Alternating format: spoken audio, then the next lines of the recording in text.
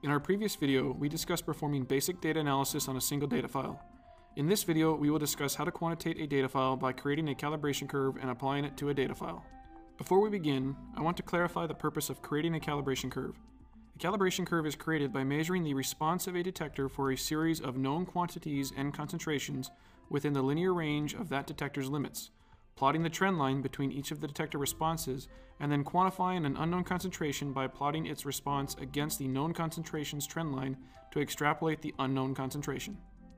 For the purpose of teaching you how a calibration curve is actually generated in lab solutions, we will initially go over creating a calibration curve manually without using the compound table wizard. The data files used in this video are available as demo data files within Lab Solution software. Please feel free to practice these steps we are going to demonstrate. Here I am highlighting that these demo data files have been completely rolled back to the time of acquisition and had the contents of the compound table removed for the sake of this instructional video. To begin, go to Calibration Curve in the Assistant bar, then select File, create a new method file. You will then be prompted to select the reference data file for the hardware configuration. Once you click OK, you can begin constructing the calibration curve. Now that you have a new method file created, you will need to put the method view into edit mode, then navigate to the quantitative tab. Here you will see the number of calibration levels. This corresponds to the number of levels of your serial dilutions of your external standards. In the case of these demo data files, the number of levels is 3. Notice I am leaving the quantitative tab mode as external standard with the line fitting type as linear, not forced through 0, and with no weighting. Please note that the units in this tab are for your own reference and are not used in any calculation. Now that we have specified the number of levels, we can go to our compound tab and enter our analytes of interest we are using as standards. In this case, we are using methyl, ethyl, propyl, and butyl paraben.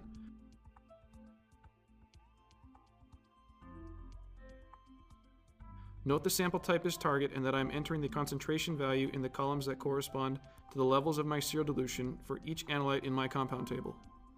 Notice that when I take the method view out of edit mode and into view mode, the data file tree now reflects the number of levels I have set with the corresponding concentrations I have specified in the compound table. Now that I have a framework set, all I need to do is drag and drop the corresponding data files into each of those levels. In the case of these demo data files, each concentration was acquired in triplicate, so each level will have 3 data files assigned to it, which will be averaged to generate a single calibration curve point. Now that we have the data tree filled in with the correct data files, we will need to enter in the retention times of the analytes of interest into the compound table. You can do this before or after dragging and dropping your data files. Additionally, you can either enter the retention times in manually, or my preference is select the retention time box and use the shift and left click on the apex of the corresponding peak to populate the retention time field as seen here. If you wish to be more accurate, you can also zoom in on the peak apex before you use the shift and left click. Once you have filled in the retention times, you can now click on the view mode and your calibration curve will be generated. Notice that we still have less than ideal integration parameters. In order to change those within the entire method, first click on the edit button, then go into integration tab, and then click on program. This is a preview feature for applying integration parameters. There are many options for you to select from, however in this case, I am using a minimum slope threshold of 10,000 microvolts per minute to screen out the starting points of all my peaks. Once I click OK and View, those integration parameters will be applied to the whole method file and any data file that I applied this method file to. Prior to applying the method file to any data file, make sure to save the method file. Once you have done that, navigate to the Data Analysis tab and open up any of the unknown data files. Notice that there is no peak table information and the integration parameters are at their default values.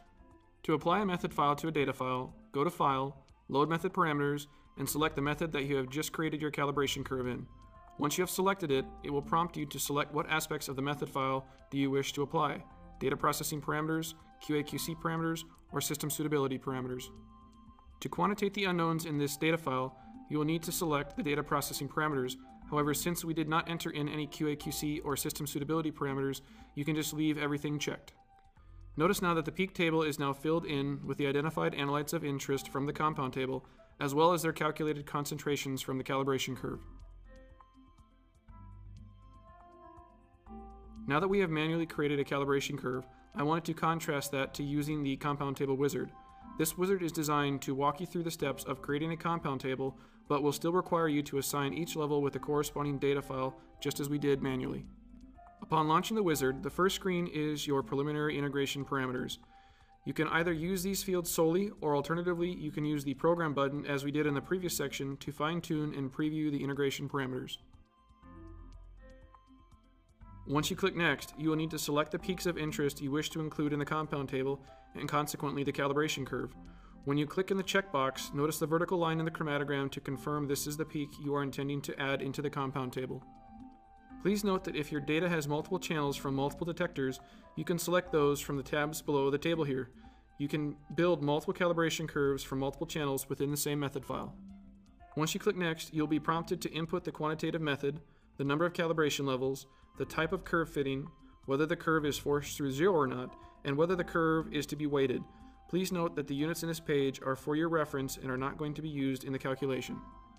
Once you click Next, you will be at the identification section. This is basically your fudge factor allowance within your data files for your retention times. Unless you're having issues with your peaks of interest not properly being identified for quantitation, we recommend leaving this section to its default values. The last section is your built compound table. Notice that the names are entered in as their retention times, but the retention times are already pulled into the table. You will need to go and enter in the concentration at each level to complete the table. Likewise, if you wish to rename the analytes something other than their retention times, you can input that now too. Once you have finished the compound table wizard, you will still need to drag and drop the corresponding data files to their respective levels as we did previously in this video. Thank you for watching this video guide on creating a calibration curve in Lab Solutions software. For more video guides, please visit our YouTube channel. If you have any questions or need additional support, please don't hesitate to contact us by calling our 1-800 number.